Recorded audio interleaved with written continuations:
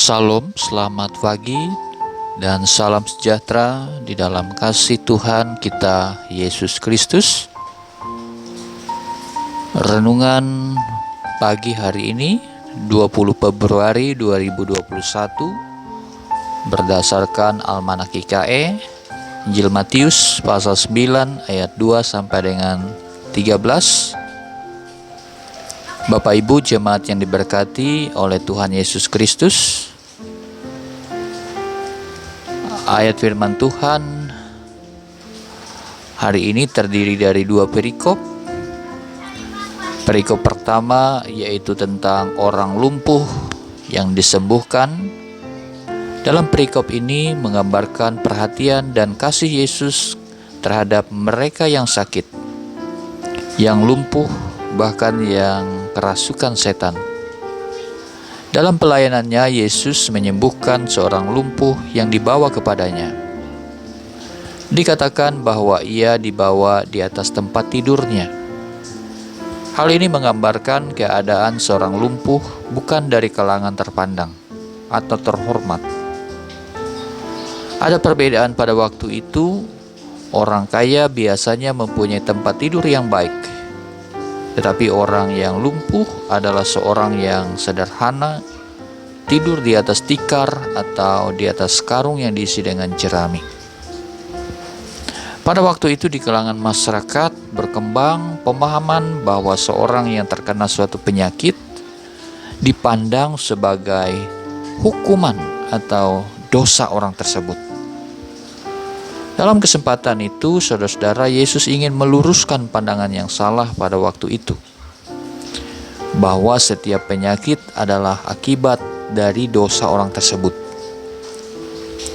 Tuhan Yesus mengatakan bahwa di belakang kebutaan itu tidak ada dosa-dosa tertentu.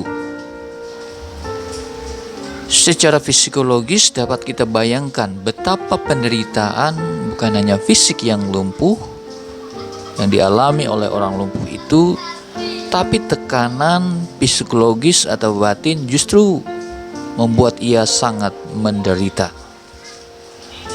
Bagaimana ia memeriksa dosa-dosanya yang mana telah mengakibatkan hukuman berat yang dideritanya.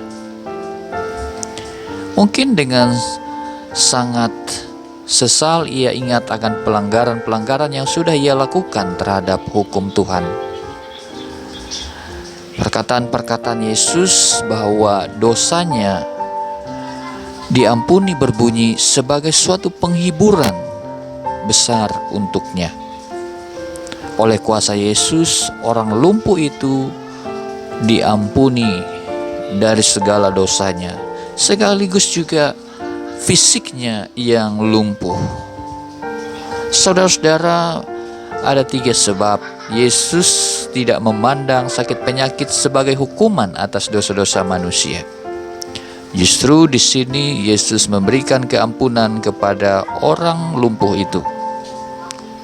Yesus insaf bahwa pada orang lumpuh itu benar ada pelanggaran-pelanggaran yang besar terhadap Tuhan dalam kehidupannya.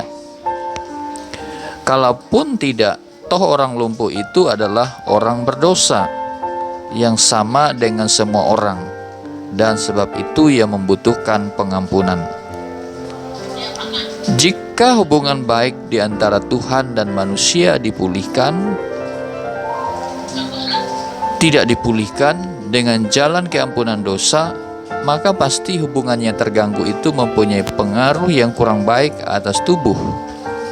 Hubungan yang baik akan menyegarkan tubuh dan roh.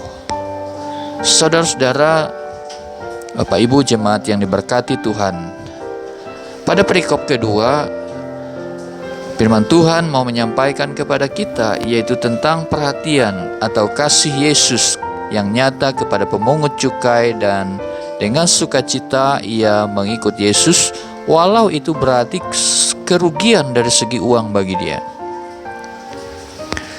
Yang dimaksud pemungut cukai di sini, Bapak Ibu, dalam perikop ini adalah orang-orang yang mengumpulkan bea atau pajak yang dikenakan pada barang-barang yang diangkut di jalan raya.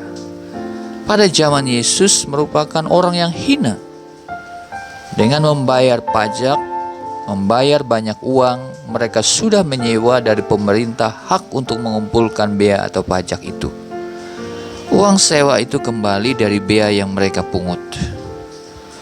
Masyarakat menganggap mereka orang yang tidak jujur. Mereka menuntut lebih banyak dari tarif yang sudah ditetapkan oleh pemerintah tentang bea itu. Dalam tulisan Rawi, pemungut cukai sama dengan pencuri. Apalagi pemungut cukai seringkali harus menjamah barang-barang yang najis dan juga selalu mempunyai urusan dengan pemerintah Romawi yang kafir. Untuk memperlihatkan kegembiraannya, ia mengadakan pesta atau perjamuan di rumahnya, di mana hadir beberapa orang pemungut cukai dan orang berdosa, dan orang lain yang datang pada waktu itu. Di antaranya adalah orang Farisi.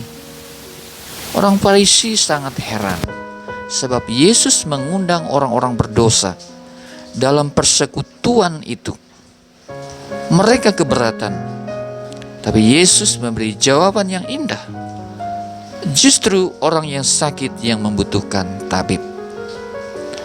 Bapak, Ibu, saudara-saudara, sidang jemaat yang diberkati Tuhan, Yesus sama sekali tidak membenarkan dosa pemungut cukai dan dosa-dosa yang lain, tetapi dengan perhatian dan kasih ia ingin mendekati mereka.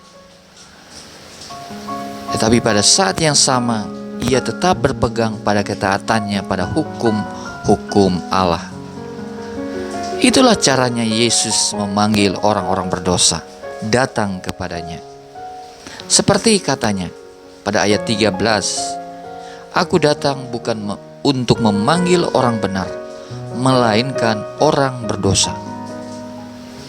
Walau orang Farisi orang yang benar dalam hal menjalankan hukum-hukum Allah, namun menurut Yesus mereka bukan orang yang benar, sebab dalam hal kasih mereka kurang dan membutuhkan pengampunan dan pertobatan dari pihak Tuhan. Saudara-saudara sidang jemaat yang diberkati oleh Tuhan Yesus Kristus, sebagai penutup renungan ini, nas kita pada hari ini memberikan kita pengertian, pemahaman kalau Tuhan memandang itu atau melihat segala sesuatu itu, maka segala sesuatu tidak ada yang salah menurut pandangan Tuhan. Disinilah kita menyadari akan kelemahan dan keberdosaan kita, bahwa kita bukanlah orang yang benar, tetapi adalah orang yang membutuhkan kasih dan pengampunan, karena kita adalah manusia yang berdosa. Saudara-saudara, melalui firman Tuhan juga hari ini mengajarkan dan mengingatkan kita untuk tidak berlaku seperti orang yang pandai atau menjadi orang yang hebat, tetapi firman Tuhan mengingatkan kita agar kita menjadi orang yang penuh hikmat atau menjadi orang yang bijaksana dalam menjalani hidup ini, agar kita tidak salah dalam hal melangkah, menilai dan menjalani kehidupan ini dengan baik. Kiranya Tuhan Yesus menolong dan memberkati kehidupan kita melalui firman-Nya pada saat ini. Amin. Mari Bapak, Ibu, saudara-saudara, kita akhiri renungan firman Tuhan ini di dalam doa. Ya Bapa kami di dalam kerajaan surga, kami bersyukur, kami berterima kasih buat kebenaran firman-Mu yang telah kami renungkan, telah kami dengarkan pada saat hari ini. Terima kasih Tuhan untuk firman yang sudah memberikan kami pemahaman, sehingga kami bisa mengerti dan memahami apa yang Tuhan inginkan bagi kehidupan kami. Ajarkanlah kami untuk tidak menganggap diri kami pandai dan hebat, tetapi ajarkanlah kami untuk selalu menjadi orang yang penuh hikmat dalam menjalani hidup ini, agar kami dapat menjalani hidup ini dengan lebih baik. Ampuni dosa dan kesalahan kami ya Bapa. Inilah doa kami, permohonan kami di dalam nama Tuhan Yesus Kristus. Kami sudah berdoa dan mengucap syukur. Amin.